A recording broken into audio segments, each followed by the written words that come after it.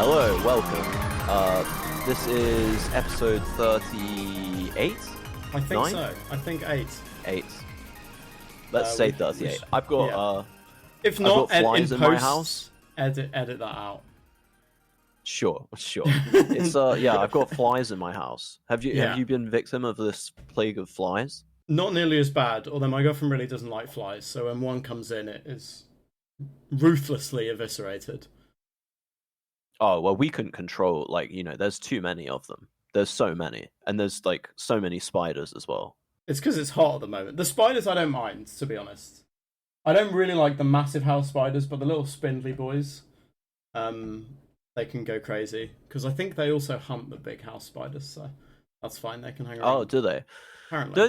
This is might the be thing. biased. I've spoken about this before, but you know how people say if you've got a fly problem, you should stop killing spiders in your house. Yeah. And that's stupid because the only meaningful thing you can really draw from it is if you have flies in your house, you will also have spiders. They coexist. Yeah. Ecologically. Well, spiders want to be where the flies are because they eat them. Yeah. So the spiders will come aren't in going to anyway. exterminate the flies from your house. No. They Yeah, can't. the They're not going to balance do would that. go So whack. that's stupid advice. If you don't have spiders but you have flies, and then you do what these people suggest, then you just end up with flies and spiders, and you're actually increasing both of them because you're injecting into an ecosystem. Well, a it's the old symbiotic- predator-prey cycle where there's loads of flies, so then the spiders start eating more, and then there's more spiders. Then there's too many spiders, the flies come down, and then all the spiders die, and then you're left with loads of dead spiders all around your house, and loads of dead flies. Exactly.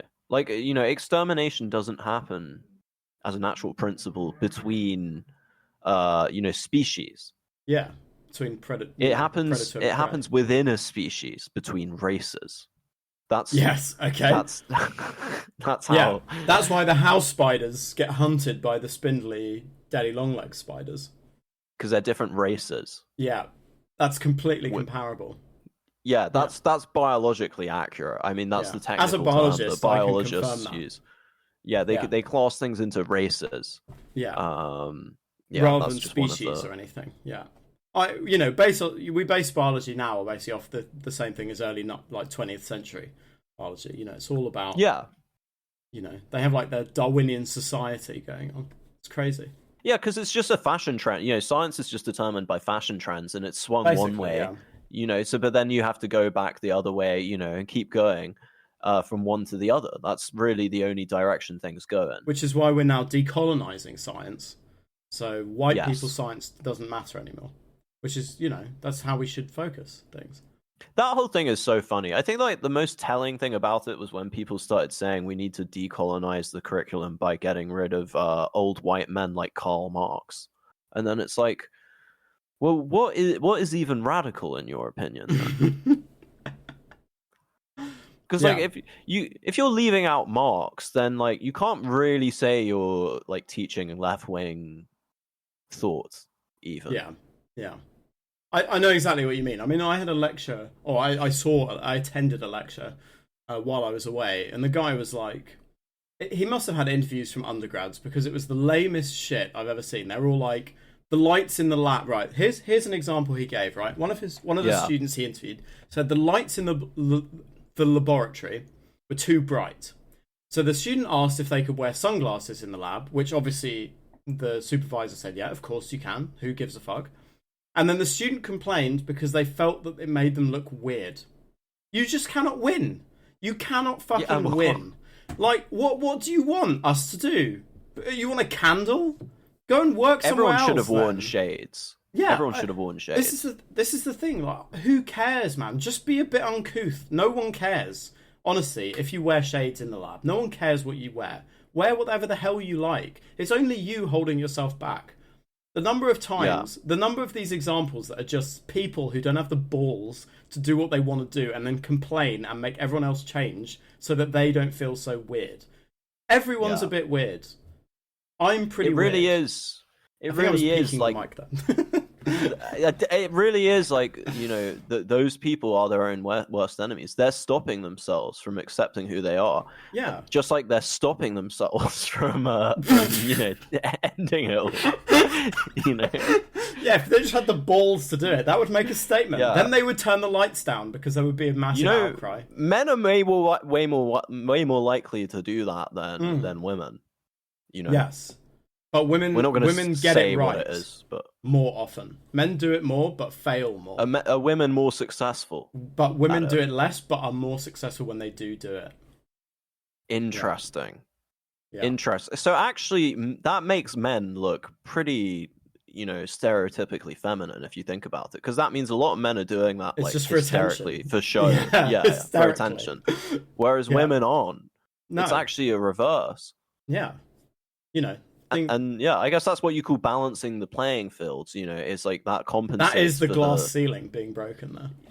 That's men embracing their feminine side, and women embracing their masculine side. They're doing which something. Men are constantly being asked to do. They're constantly saying, like, you should cry more often. Why do you have no facial expressions? Why are you blank constantly all the time? Why are you like that? And it's like, maybe it's better like that. Yeah, exactly. What do you want me to do? I mean, also, what does that say about, like, a blind person in the lab? This is the problem with this whole logic, is you can just out-woke them. You can just be like, well, what about blind people? They wear shades. Are you saying that they look weird? I don't know. This talk really annoyed me, because it was a scientific symposium, and this guy's talking about, like, removing white people, literally removing old white people's research because it's I thought you meant, like, from this country. No. It was like, there's too many white men in research. I was like, what? How? I'm not going to sit here and listen to this. I walked out. I was like, I haven't had enough of this. It's not even got the balls that, like, Nazism had, because, like, they're not even saying, like, we're going to actually, like, get guns and invade your countries. And it's passive aggressive Nazism. Yeah, which you can't do anything about. If someone is genuinely physically threatening you and, like, attempting to genocide you and invading your country, you can fight back and then get rid of them. Yeah. And turn the tables on them. When they're being passive aggressive, it's just a scourge. What can you do? Then you look like a cunt if you say something back. Then you're like, why are you being so aggressive? Well, I don't know. Or if you invade them, and that's really preemptive strike. That's why the reason why things feel so bad. There's a malaise since the mid-20th century. A growing malaise has developed in Western civilization. Atheism, nihilism, depression, more and more people getting diagnosed with mental illness. And what has not been happening in that time period that was happening for all of history before then? War. Okay, so I think it's I was pretty wondering obvious where we were going with that, because it could have gone in any direction. Well, ultimately, you have to accept that war is a healthy part of the natural order. And chimps do it. And again, biologists would all agree with me on this. I don't think you'd find a single STEM scientist who would disagree with me on this. I agree, and I have 2 degrees in biology. Exactly. 9 out of 10. 10 out of 10 people who host this podcast agree with you. Yeah. And bootstrapping 100% of the population, effectively. Statistically sound. De facto. Yeah, statistically sound. I do have to issue a retraction from a previous statement. Oh, really? I said that from The Sopranos that Bobby Bacala, his name was a reference to a bakery because he's fat. I was told this spurious fact by a colleague of mine at work, and I have yet to reprimand him. But I've since looked it up, and it's actually a fish. A bacala is dried salted cod. Oh, okay. And they're calling him that still to call him an idiot. And Bacalieri is a family name that's like a fisherman, a cod fisherman. And they shorten it because he's an idiot. That's crazy, because last night I was reading about salted cod. Whoa. Salted codfish. That's crazy. Yeah. That's a boon. That's spooky. That's a boon for today. This is an auspicious podcast. What's a boon? It's like a positive curse. This is a very auspicious day for the podcast, actually. I feel very auspicious today. I do too. I feel wise and auspicious. It's hot. I'm hot. we've been pretty hot already in the first 10 minutes. Yeah. We've got hot. Yeah.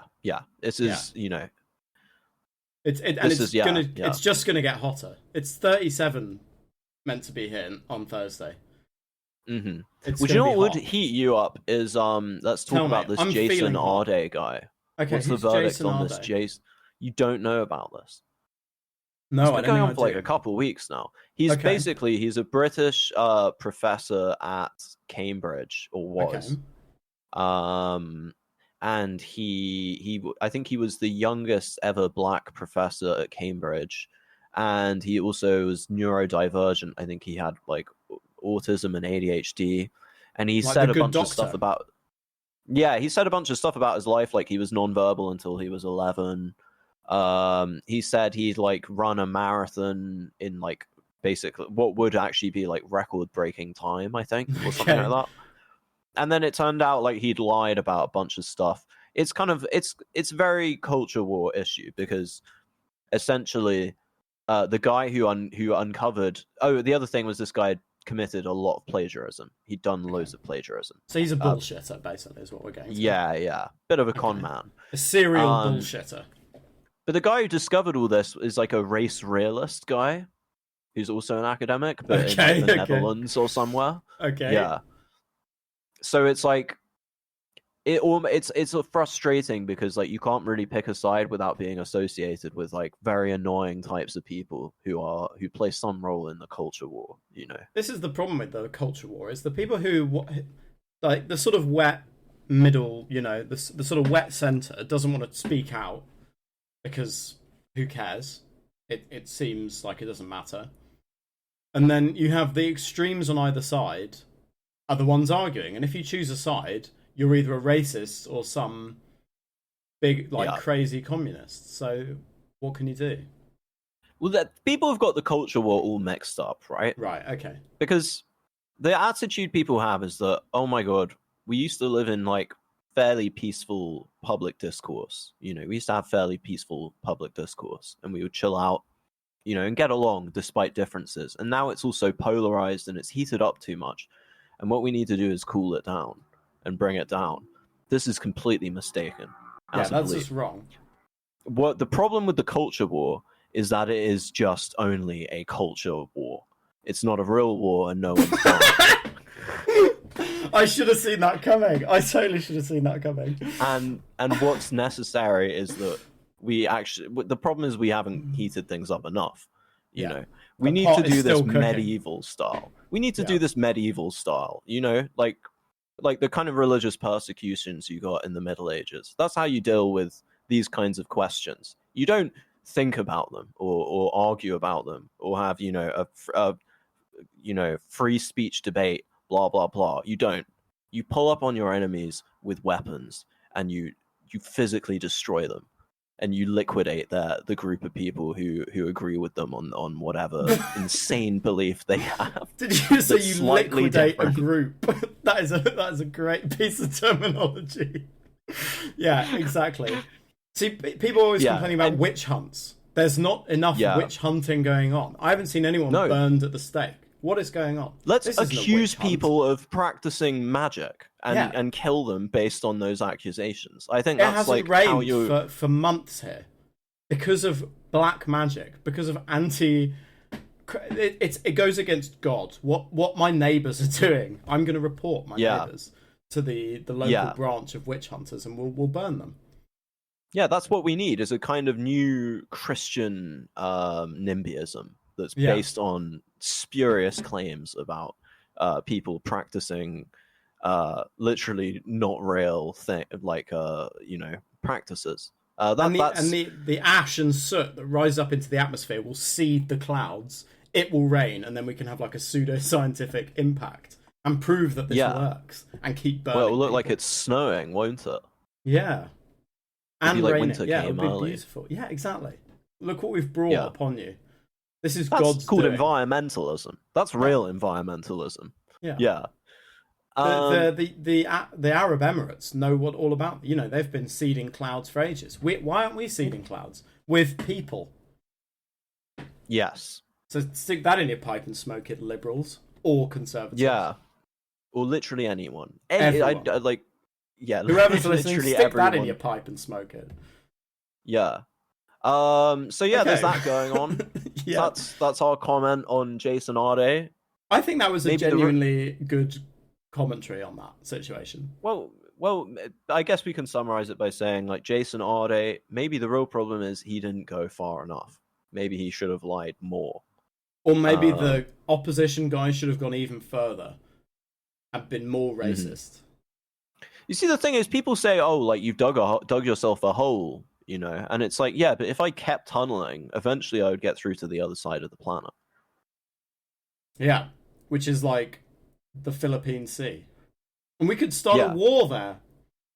Exactly. Yeah, we between could send the Filipinos and who? Us. We put all the migrants coming over down the hole, and then they will get annoyed with us, and we'll have to invade the Pacific. And then it's glorious. We send the carriers over. We invade Manchuria. Yeah, we take over Manchuria. And I get to wear a hat, and I think you know exactly what that hat looks like. It's like a it's a cap with the flaps. Yeah, down the sides. Keep and your the ears back nice of the and neck. warm. Yeah, it gets some cold white up there in gloves. Manchuria, I hear. A sword. Yeah, exactly. Okay, what have we got now? Anything else in the news? Is there anything happening in the news? Shall I have a quick look at the Times? Israel and Trump are falling out. Yes, because he wanted a peace deal, but Bibi didn't want it, right? I did read about this. Oh, there you go then. We can talk about that. Okay. Jared Kushner's not happy, I think, because he was like, come on, we've arranged this deal. Isn't there like a Council of Peace that's got like a bunch of Russians in it and stuff, which is kind of ironic. What is the Council of Peace? I think it's one of those Trumpisms where he's trying to make it sound way cooler than it is. But I think it's just like Jared Kushner and Donnie Jr. and JD Vance guys. and a bunch of Russians, like trying to stop Gaza. Yes, we love peace. We are all for peace. Yeah. So, yeah. I don't know, what do we have to say about that? Oh, what do we have to say? Keep it going. This is a shame. Good on you, Bibi. Keep the war going. There's our hawk stance. And you, Hamas, step it up. Yeah. Come on. Hamas want to agree to it. They're like, they said there was some really funny quote where they were like, "This is the only way we can stop the murder of Palestinians." Yeah. I don't think the peace deal would stop that because, I feel that's just going to continue, isn't it? Surely. Yeah, Bibi's up for re-election, I think. He's keeping it going. Yeah, and a lot of people are angry with him, obviously. Well, that would be within interesting Israel. To keep on for the news. Yeah, maybe we should go there. We should go to Israel. Yeah, what, and do a special there? Yeah, with Netanyahu. Yeah, see if we can get him on. I mean, we have the Hamas guy, and we get them both on, and we call them both pussies, and we say they're not fighting hard enough. It'll be like Bruno, the Sacha Baron Cohen one. No, because he brought them together. My job is to accelerate. Yeah, I'd be like, guys, I'm something of a philosopher, and the type of philosopher I am, I'm actually something of an accelerationist. And what I really need is for both of you to go completely insane. And, just try and drag in as many other countries as possible. Just invade everyone. Israel should do that, really. Everyone in the Middle East. Yeah, there's an article on the front page of the Times, actually. I was Jason Arde's student. He was always late to class and spouted nonsense, apparently. This guy sounds awesome. I've got to read the front of the article. The song lyrics were the first red flag. He'd ramble about Tiny Temper and Eminem.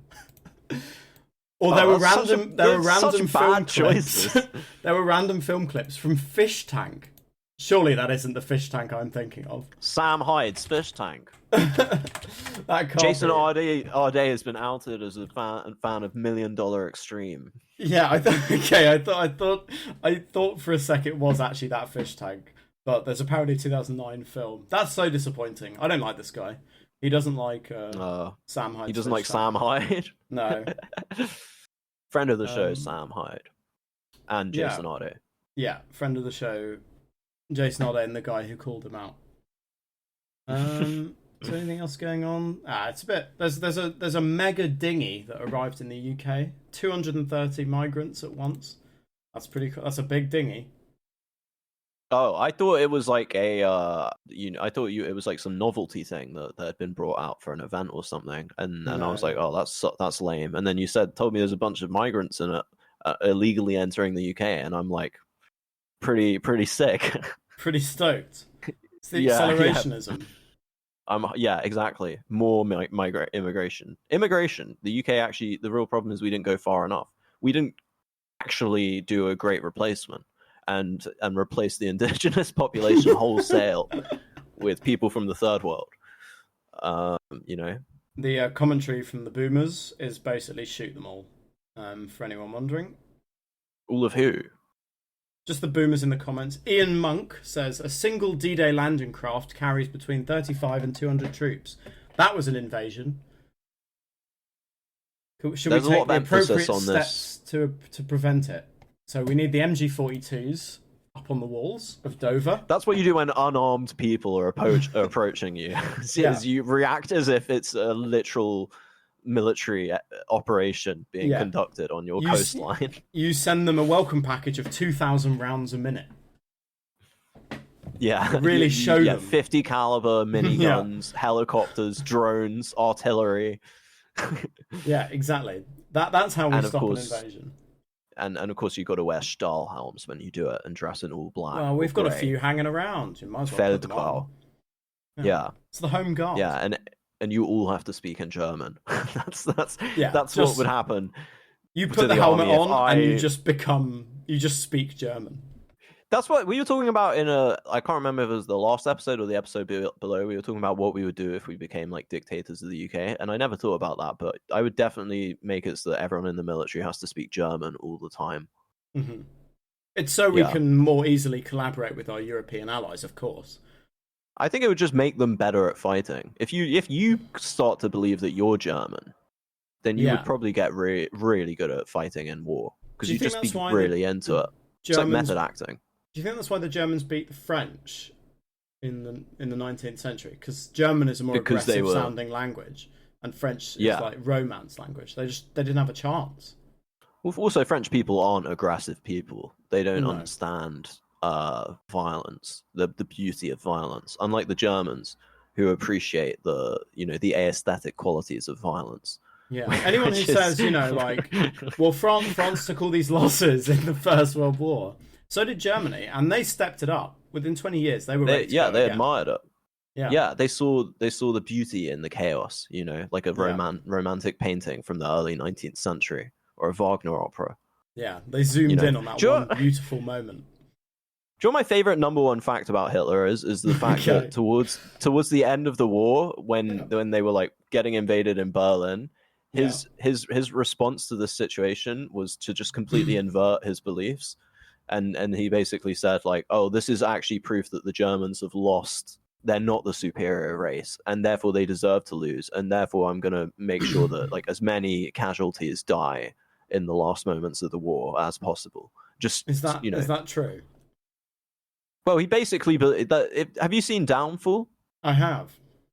Which is based on the diary of his, of his Unterführers.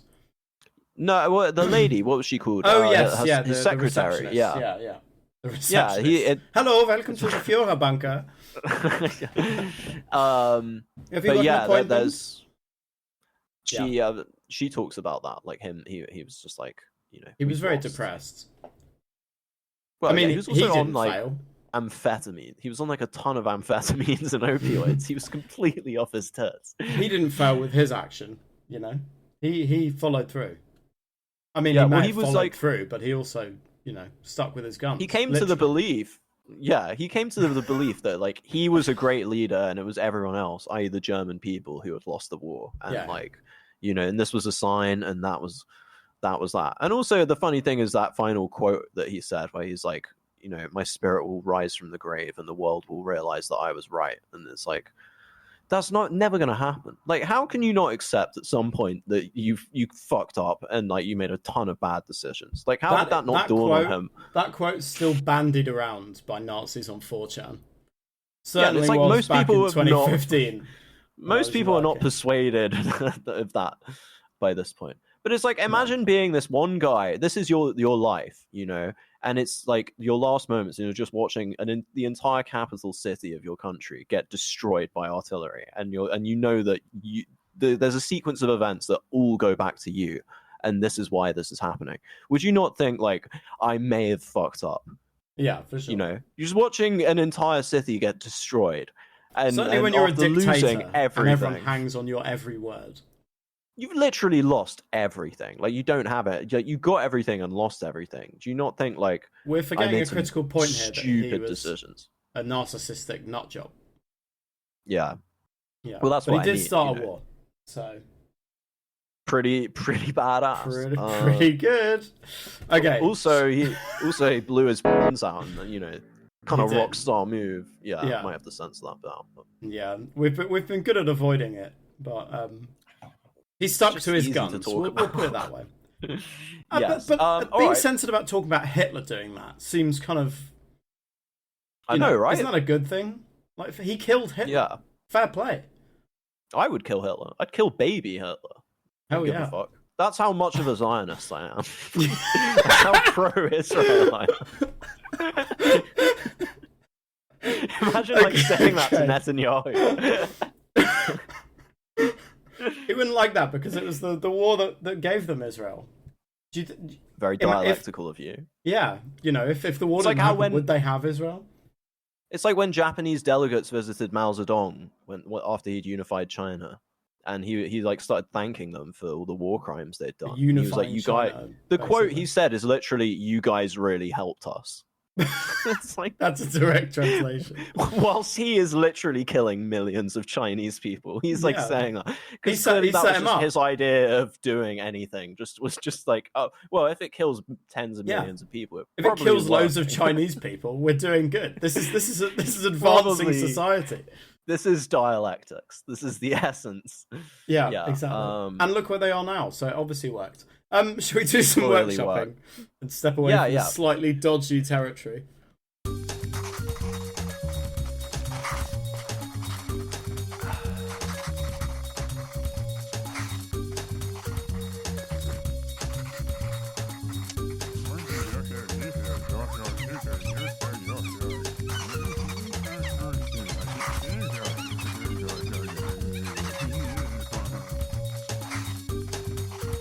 Ladies and gentlemen, please give a hand for our next segment, God Workshopping Society. All right, so the first idea I have is a film. Okay, of course. I don't have a title for it, but we basically can think of a title. That's one of the things I want to figure out. I have it's a family-friendly comedy, right? About severe mental illness. That sounds hilarious. Yeah. We're off to a good start. So this is the premise: is like, could a baby be schizophrenic? And if so, what?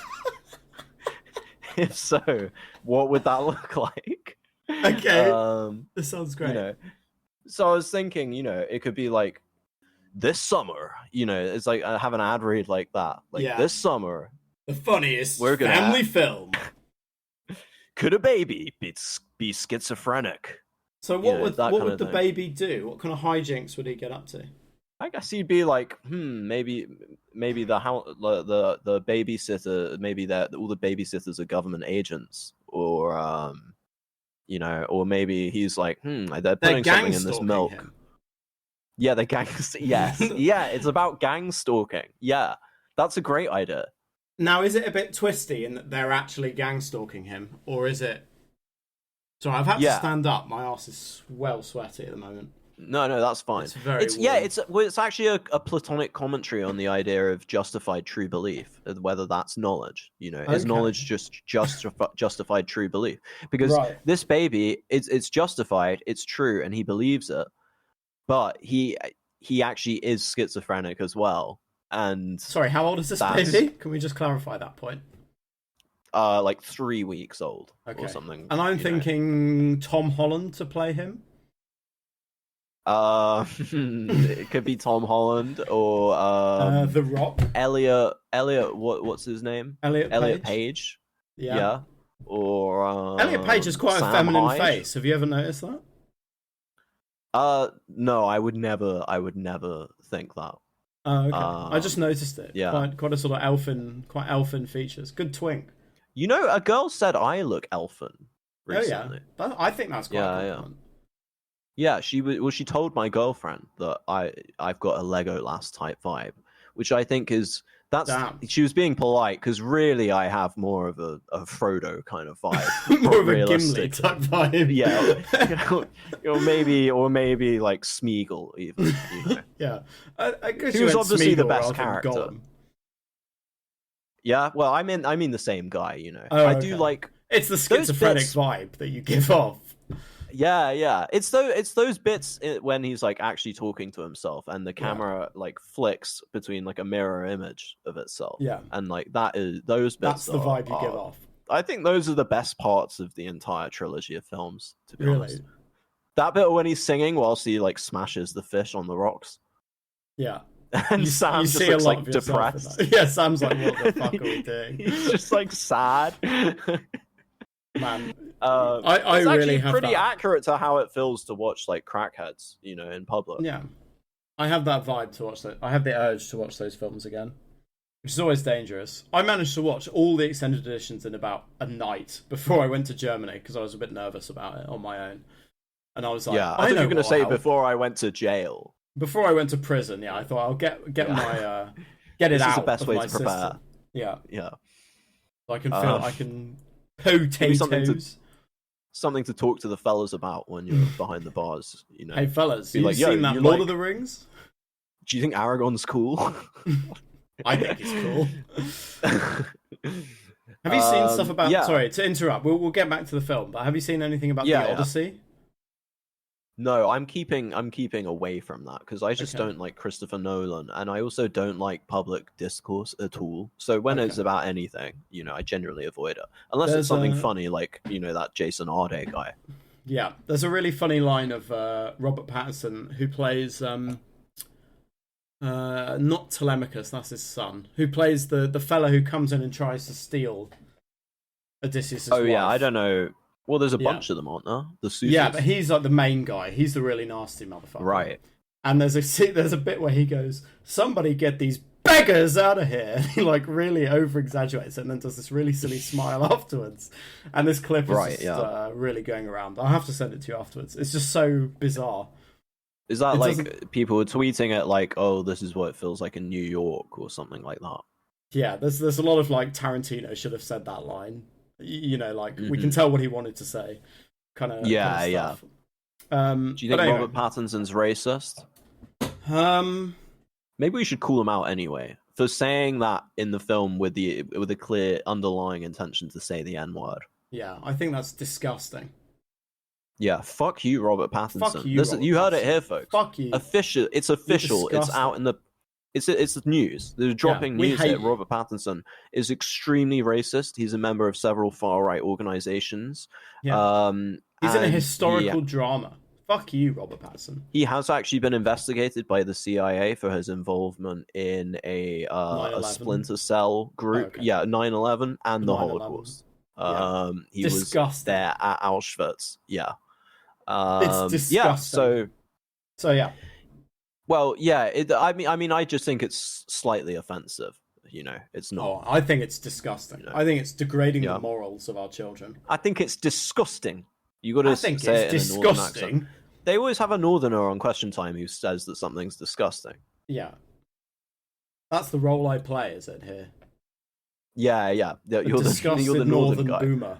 Because you are from further north than I am. So. Yes, I have lineage to Newcastle, as you can tell from my accent. Go. Yeah.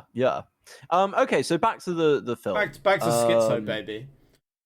There's got to be. I think we should think of a title first. I think there's got to be something, maybe something about birth canals. How would that? It should really be a pun. I know. I'm trying to think of something like no. The gang, Little skits. Little skits. He could be a rapper as well. Okay, of course. This summer. Goo Goo Gaga does rhyme well with Goo Goo Gaga. He's like a mumble rapper, but he just repeats the same line. Yeah. Well, he's 3 weeks old. yeah. Yeah. But that's when his schizophrenia is like, not too it's not having a flare up, and he's like more chill. Oh, okay. Then he goes to the studio and he raps. And then he drops like a Zanny and gets fucked up. Yeah, and then he has a come down and he's like, "Oh my god, the Epstein files, shit." He's listening to Joe out. Rogan on the way back, and he just freaks out. Yeah. He's like He's also like really into baby. Terrence McKenna. Yeah. Yeah. I think we got to have that. His Yeah, mum this reads to reminds him me- like completely insane pseudo science bullshit. Oh, they she's have on Joe Facebook Rogan. and shit. Yeah, She's trying to promote him as like a big artist, and she's like, she doesn't giving even him all the believe in drugs any and of stuff. that. She's a schizo grifter. because of her. She's like an influencer, turned This could be like future commentary, because we've got all these people now who are influencers, right? They're gonna have kids, and they're gonna post the videos of their kids. It's a commentary on what they're doing to their children. So she's like a dance mom type thing, like my kid's gonna be an actor.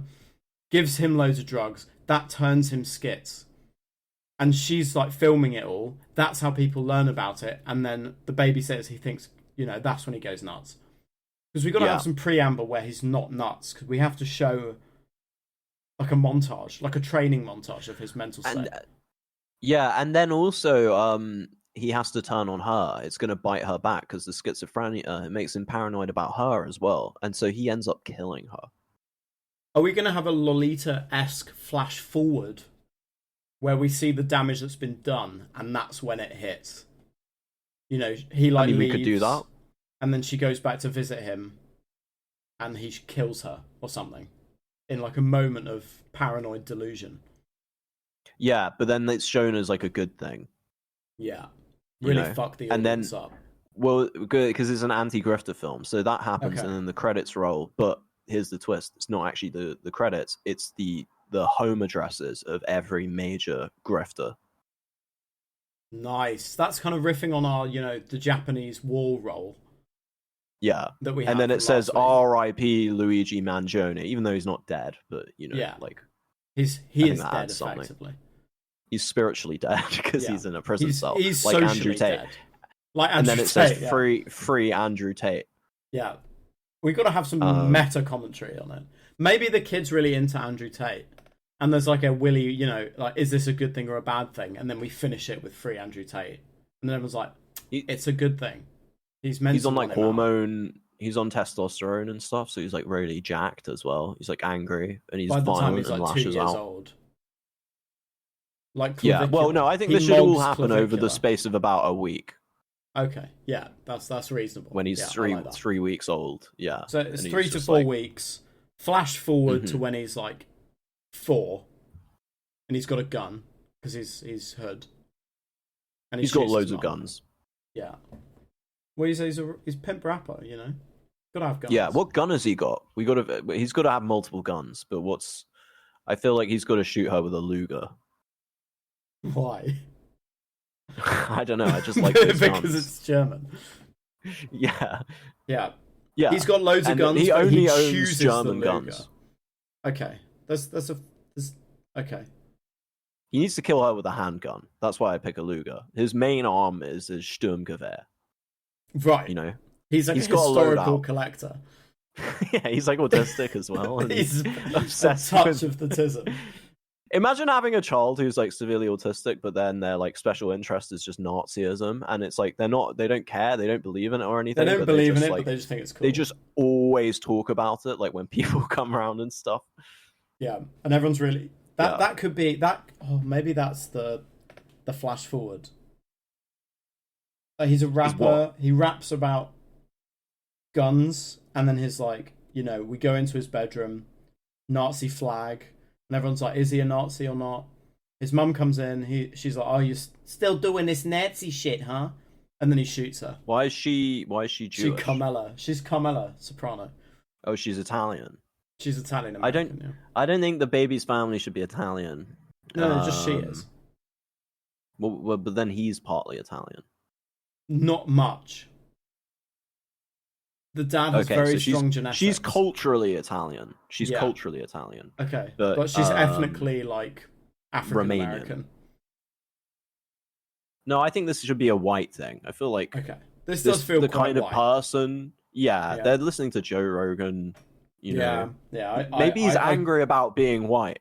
I see the point. Yeah. Does he have some repressed guilt over the Nazis? Does he feel like it was a white kind of guy thing to do?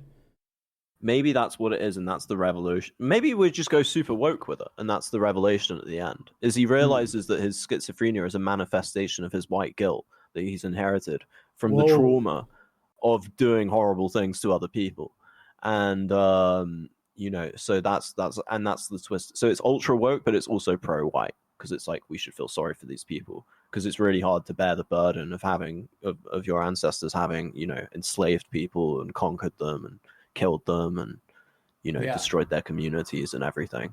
And he's trying to earn money through the rap scene to pay back, to pay reparations.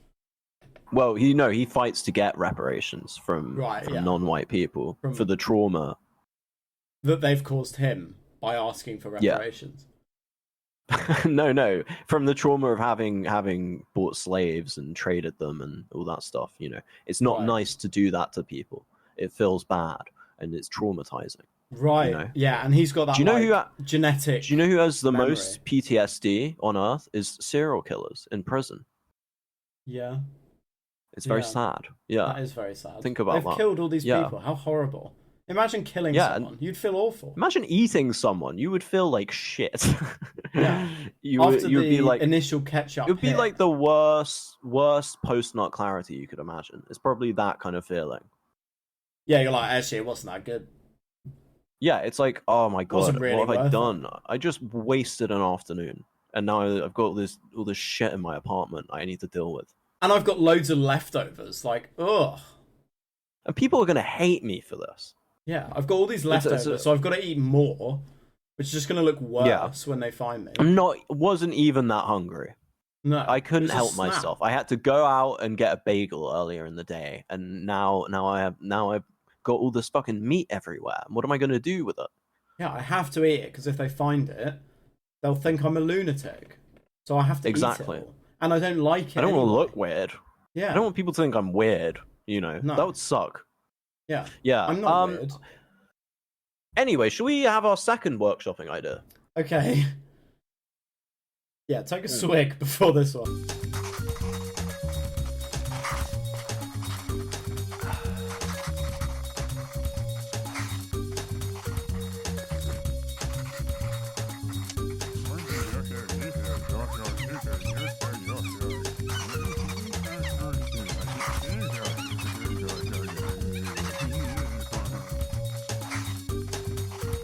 Ladies and gentlemen, please give a hand for our next segment, God Workshopping Society. So this one is called Stripes. Okay. Right? And it's brings basically a John... connotations to mind, but go for it. No, it's a John Wick style revenge thriller about a guy who he's like a cowardly guy, I guess, but he lives in a rough part of town and he's always having to deal with like crackheads and homeless people and drug dealers, pimps, and like people hassling him until eventually he decides to employ nature's most effective defense mechanism, which is that he starts painting himself with yellow and black stripes like a wasp. Whoa. Is this like a superhero kind of twist sort of thing? Like a kick-ass type sort of parody superhero? Well, maybe, because it's not a parody. I don't do parodies. I don't parody things. We're very serious. But the idea is that people will come up to him and be like, "Give me your money, man," and then he'll be like, "No," and they're like, "Hand over your wallet," and then he like tears off his shirt and he's like completely naked and he's got he's covered in yellow and black stripes, and then people are like, "Oh, get away!" And they're terrified because he's got a stinger hanging from his between his legs. Yeah, it's in his ass and it's coming. Yeah, It's in It's his like ass. He's all well, the he way puts around. it in his ass and then it sticks out, yeah, and it like curls down. It's really long, and it comes between his legs. Oh my god, he's got it twisted. Yeah. So he's got his Yeah. knob up And his he's like, own arse "Zzz." and back out again, facing forward. Oh, it's not his dick. It's not his dick. Oh, that's what I was implying. I meant he's got a stinger, you know? No, his dick he's cut off to be more wasp-like. Right, okay. Okay, that's completely normal. People are going to love this character. People are going to love him. Yeah. He's just so, you can see yourself in him. There he is, walking naked. He's He's like his an stinger? everyman. He Yeah. seems like an everyman at first, but then he tears those clothes off, and you see his yellow and black stripes and his stinger and the smooth groin area where there's nothing there, and you're like, that guy's just like a wasp. Yeah, this is great. This is a really good one. This has got to be better than the Schizo Baby one. But the film ends. This is why it's not like a superhero film, really. It's more Kafka-esque. The film ends with a much bigger man doing the same thing, but he's got yellow and red stripes, and he's like, he's a hornet. He's got the coloration of a hornet, and he wins. Maybe he should be more like a bee, the original guy. Rather than a wasp, he's like a bee. And people are still scared of him, but really he's like, on the inside, his normal self, he's good. He's a good guy. But people only see him as evil. And then a hornet comes along, this guy, also who's cut his knob off, and eats him on the street. Yeah. He and literally that's when it eats ends. him. Yeah, he actually It goes on for like physically 20 tears minutes. him apart. Yeah, it's horribly graphic. Yeah. It's awful. Even we don't want to watch it. Yeah, it's just not nice. It's really it's a film not that you leave with just like kind of an empty, sad feeling, but you also kind of feel like you had your time wasted. The film just cuts off after 20 minutes. There's no credits. It's No one just makes horrible. it that far. We know no one's going to make it. There's no music in the film. It's just blank. It's completely There's no soundtrack. silent. Yeah. Well, it's just the sounds of the people, It's him going like, zzz, Yeah, he's walking around and everyone's like, oh. I would like at one point, how actually I'd like to do something else as well with the Hornet guy at the end. You know how there's those Japanese Hornets? Yeah. The really and they're nasty not as ones. big. Yeah, but they're not as big as the Western ones. Right. Maybe there's a Japanese guy who's got stripes on like a Japanese Hornet, and he tries to bully the main guy, and then the big Western Hornet guy comes and kills the Japanese guy. And that way we can tie in with the other films we're definitely going to make that we've been talking about on the show so far, which always have some kind of anti-Japanese component. Right, okay. So he kills the Japanese guy. Is that the kind of later midpoint when you think, now there's an enemy? Now he's got someone to go up against. He's got a foe. Well, it's just... And it's like him training to fight the Hornet. The guy comes along and just instantly starts eating him. And it's just horrible. It's even more emasculating than getting beaten in a fight, because it's just like watching someone else defeat someone and literally eat them in a way that's so easy for them that you wouldn't be able to do. It's emasculating. Yeah, it's just horrific. Yeah, it's just horrible. And then after that, some text appears on the screen and it's like, you thought that was horrible. And then it's just footage of Japanese war crimes in World War II. Which no one will see because they've all left the theatre already, but we put it in anyway. No, they'll watch it because they'll be held in there at gunpoint. Okay. I like that. I don't know. Oh, you aren't in on my plan. Well, the problem is I've realized that all of the films we've been discussing making have been unlikely to get much they're going to be hard to market, let's say. So I think the best way to promote our films is to seize political power and enforce their being watched. It's sort of like an entertainment. It's entertainment fascism. It's where the entertainment industry or some element in the entertainment industry takes over the country and runs it for purely entertainment purposes. Content fascism. But at gunpoint. Yeah, content fascism. Yeah. Well, really, it's just anti-Japanese propaganda that we're trying to make. But people don't know I that guess. But then we'll have to do something because it's like, damn, we've got a population who hates Japan. What are we going to do now? Well, I guess we're going to have to invade Japan. Yeah, they're hankering. That's how decisions are made. Yeah. Well, it's like we can't. We didn't realize this was going to be a problem, but we made everyone turn against Japan, and now they really want to invade Japan. So I guess we don't have any choice, and you can't prosecute us in an international court for this because we have a mandate. We have no choice. Well, we have no choice. We got all this anti-Japanese sentiment. What are you going to do? It would be worse for Japanese people to hang on to that sentiment. Once it's there, you can't just quell it. You have to get that energy out some way. And the only way you can really, the quickest, most effective way you could do it, the ergo would be the best choice for the Japanese people, would be to launch a mass invasion of mainland Japan that involves huge bombing campaigns, nuclear weapons, chemical weapons, genocide, just extreme violence, seizures, urban warfare, tanks, drones, the whole shebang. Yeah. Okay. You could just can't. That's the quickest. That would be the kindest thing to do. Do we then move in and just slowly become Japanese people? Yes, and then we invade China once we finally become Japanese. Yeah. We invade a few generations later, and people just become Japanese, and then just feel compelled to go on. We're seeding and then we a further invasion. Yeah. Yeah, and then history will repeat itself. Well, very good. Yeah, I think we can probably wrap this I think you might be right. Thing up. Yeah. Whatever. Thank you everyone for joining us for another week of the greatest podcasts in human history. Possibly ever. Yeah. Well, it's not going to get topped, especially this episode. I mean, come on. It was a banger. It was really good. Thanks for joining us, guys. Give us a like and a subscribe. If you don't, then your mother will die in her sleep tonight. And join us again next week for another episode. Drop us a comment if you have any feedback, anything you'd like to say. If you watch any of these films, drop a comment. If you wouldn't, drop a comment. You have no choice. But don't give suggestions, because I will hate you if you do that. We will intentionally ignore them, but we'll be, please do comment. Thanks very much. That's all from me. All from you, Felix. All from me. All right then. Amen. Amen.